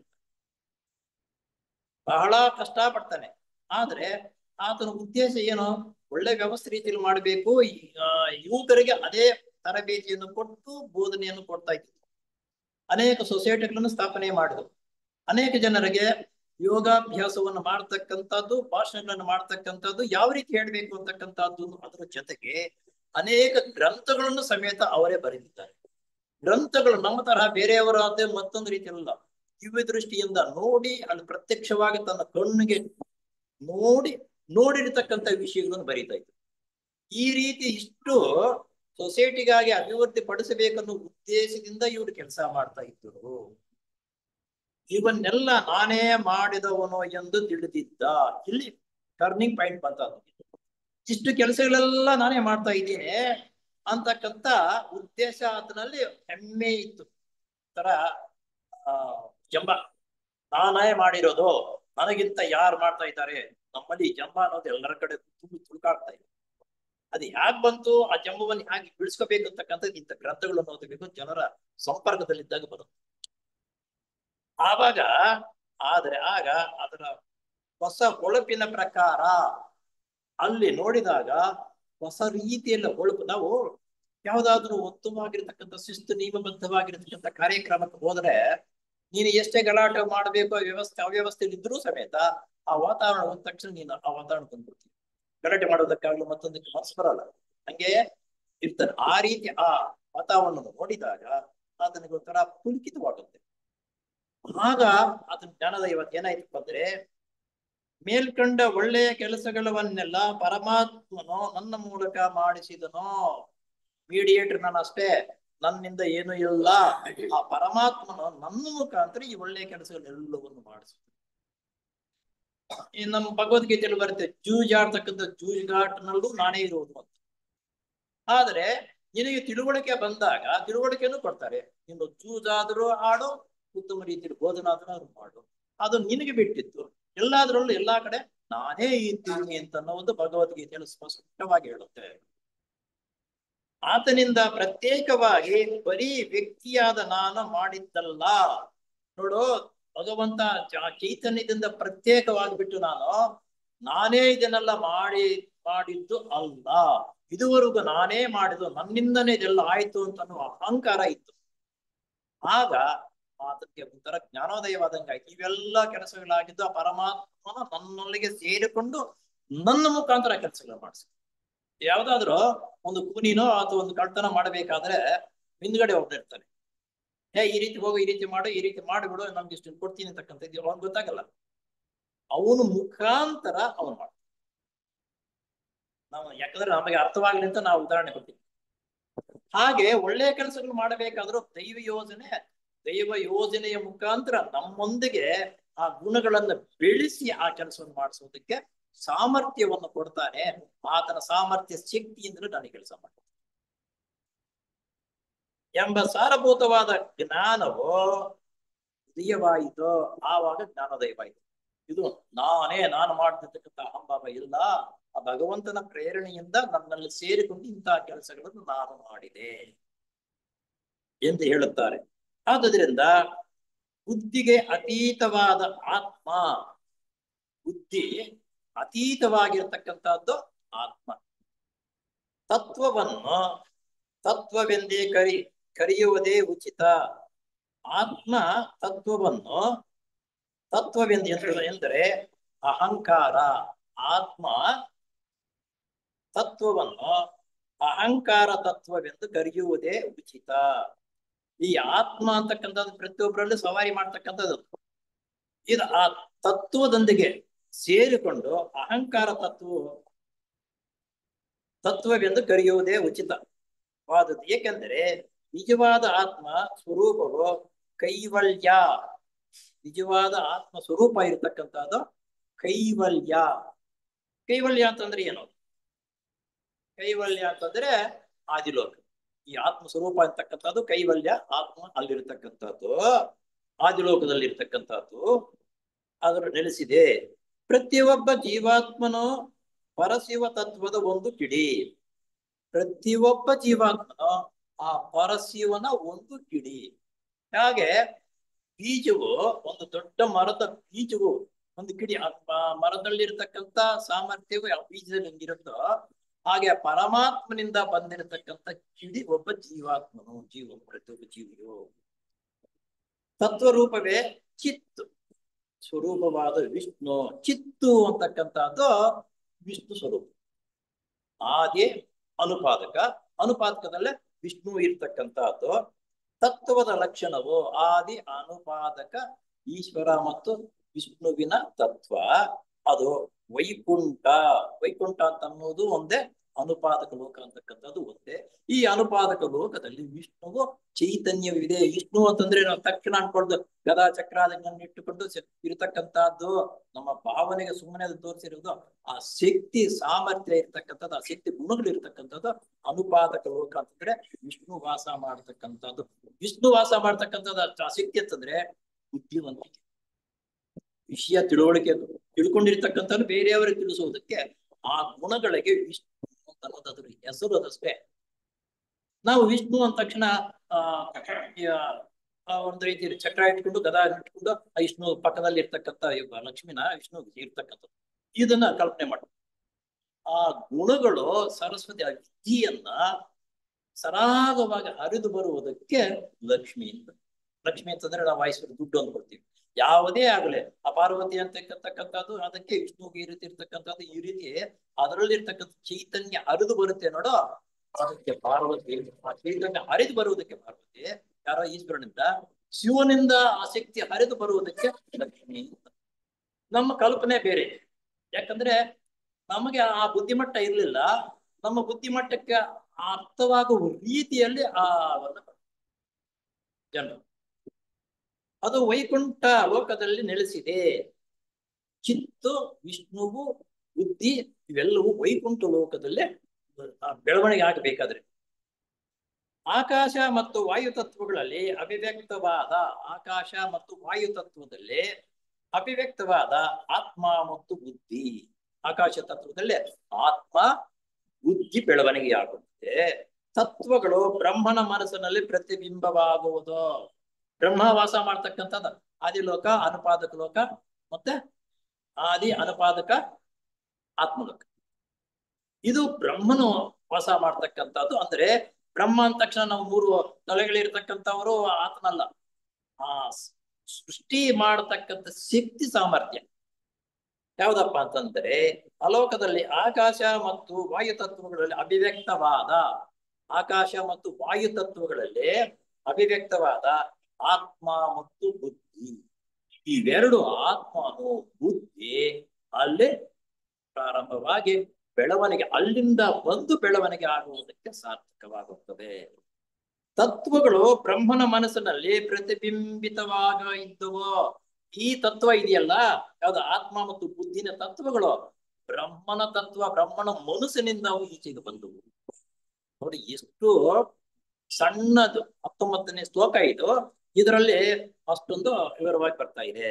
ಆದುದರಿಂದ ಪರಿಶುದ್ಧವಾದ ದೈವಿಕ ಪ್ರಜ್ಞೆಯಲ್ಲಿ ಎರಕವಾಗಬೇಕಾದರೆ, ಪರಿಶುದ್ಧವಾದ ದೈವಿಕ ಪ್ರಜ್ಞೆಯಲ್ಲಿ ಎರಕವಾಗುವುದನ್ನು ಅದರಲ್ಲಿ ಸೇರ್ಕೊಳ್ಳುವುದು, ನಾವು ಸೇರ್ಕೋಬೇಕಾದರೆ ಆತ್ಮತತ್ವದಿಂದ ಪುರುಷಾತ್ಮನ ಪ್ರಜ್ಞೆಯ ಮಟ್ಟಕ್ಕೆ ಹತ್ತಬೇಕು.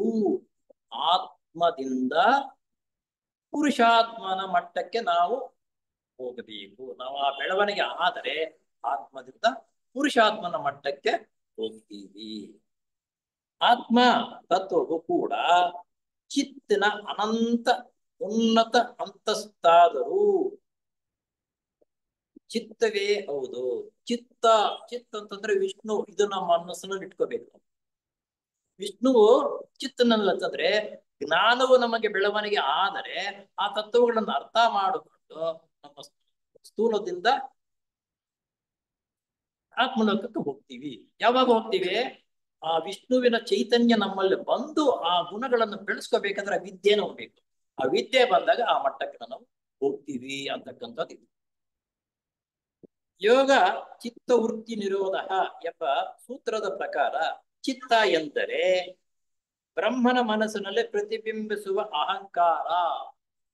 ಅದೇ ಸಂಸ್ಕೃತ ಪದ ಒಂದೊಂದು ಸಂದರ್ಭಕ್ಕೆ ತಕ್ಕಂತೆ ಅರ್ಥಗಳು ಬರುತ್ತೆ ಅಂತ ನಾವು. ಚಿತ್ತ ಅಂತಂದ್ರೆ ಇಲ್ಲಿ ಚಿತ್ತ ಎಂದರೆ ಬ್ರಹ್ಮನ ಮನಸ್ಸಿನಲ್ಲಿ ಪ್ರತಿಬಿಂಬಿಸುವ ಅಹಂಕಾರ. ಇದು ಅಹಂಕಾರ. ಬ್ರಹ್ಮನ ಚಿತ್ತ ಎಂದರೆ ಬ್ರಹ್ಮನ ಮನಸ್ಸಿನಲ್ಲಿ ಪ್ರತಿಬಿಂಬಿಸುವ ಅಹಂಕಾರ. ಈ ಅಹಂಕಾರವೇ ನಮ್ಮನ್ನೆಲ್ಲ ಕೆಡಿವಿ ಪಾತಾಳ ಲೋಕಕ್ಕೆ ತೊಡ್ತಾ ಇರೋದು. ಅಹಂಕಾರ ಅಂತಕ್ಕಂಥದ್ದು ಸರಿಯಲ್ಲ. ಬ್ರಹ್ಮನ ಮನಸ್ಸಿನಲ್ಲಿ ಪ್ರತಿಬಿಂಬಿಸುವ ಅಹಂಕಾರ, ನಾನು ಎಂಬ ಭಾವನೆಯ ಅಂತಸ್ತನ್ನ ಅತಿಗೆಳೆದು ಶುದ್ಧ ತತ್ವದಲ್ಲಿ ಅಭಿವ್ಯಕ್ತವಾದ ಪುರುಷಾತ್ಮನ ಪ್ರಜ್ಞಾ ಮಟ್ಟಕ್ಕೆ ಹತ್ತಿದಾಗ, ಪುರುಷಾತ್ಮನ ನಾನು ಅಂತಕ್ಕಂಥದ್ದು ಪುರುಷಾತ್ಮನ ಪ್ರಜ್ಞಾ ಮಟ್ಟಕ್ಕೆ ಹತ್ತಬೇಕು. ಪುರುಷಾತ್ಮನ ಪ್ರಜ್ಞಾ ಮಟ್ಟಕ್ಕೆ ಹತ್ತಬೇಕಾದ್ರೆ ನಮಗೆ ಯಾರು ಸಹಾಯ ಬೇಕು? ಯಾರು ಸಹಾಯ ಬೇಕು? ವಿಷ್ಣುವಿನ ಸಹಾಯ. ಬುದ್ಧಿ ಬೇಕು, ತಿಳುವಳಿಕೆ ಬೇಕು. ಈ ಬುದ್ಧಿ ತಿಳುವಳಿಕೆ ಯಾವಾಗ ಬರುತ್ತೆ? ವಿಷ್ಣುವಿನ ಸಹಾಯ.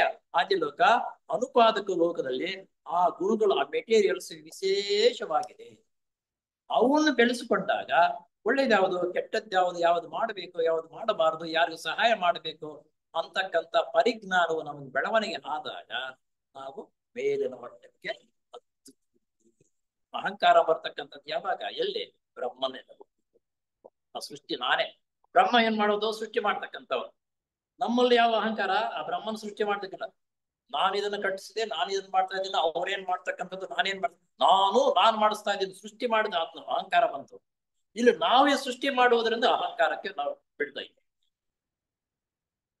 ಪುಸ್ತಕಗಳನ್ನು ಓದಿದ್ರೇನೆ ಆಧ್ಯಾತ್ಮಿಕ ವಿಷಯ ಏನು ಅಂತ, ನಾನು ಏನ್ ಮಹಾ ಏನು ಅಂತ ಮಾಡ್ತಕ್ಕಂಥದ್ದಲ್ಲ.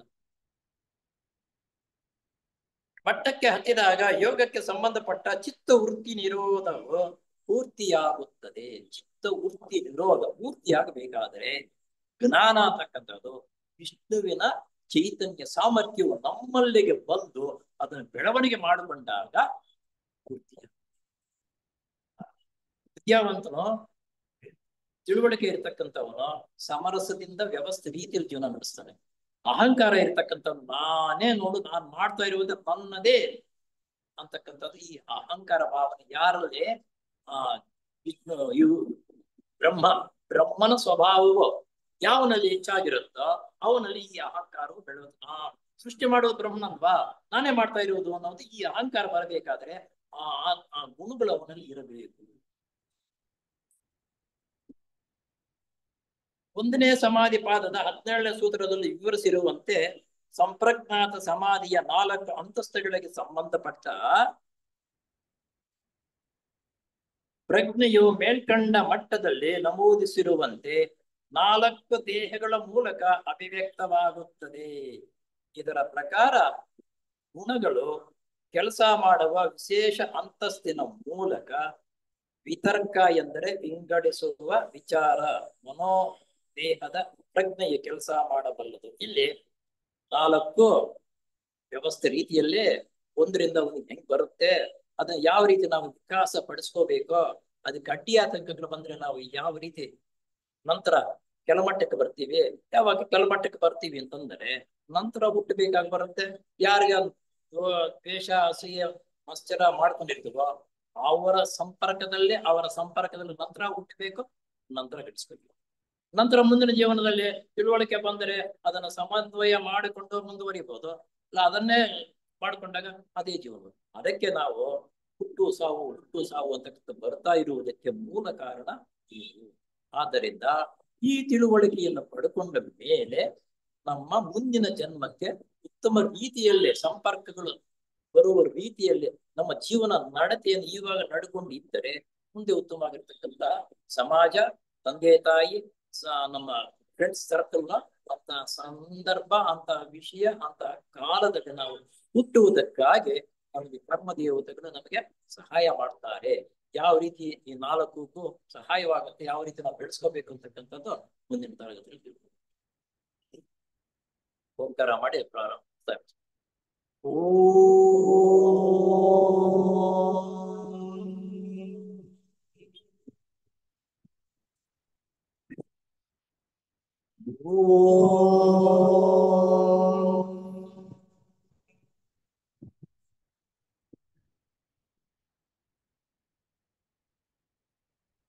ಓ